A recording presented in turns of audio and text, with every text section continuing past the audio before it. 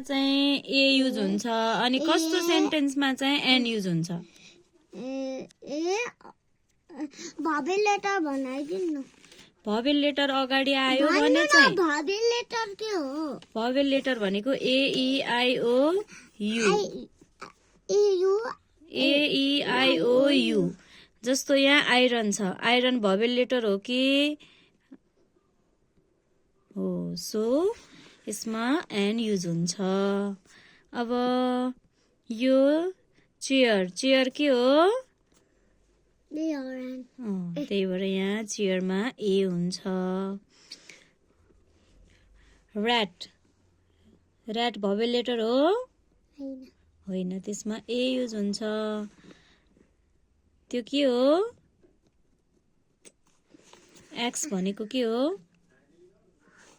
बन्चर हो। अब right your name.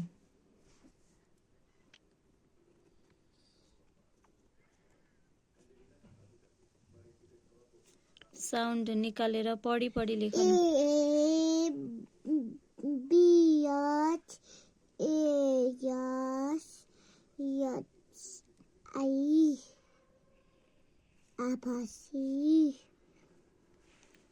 So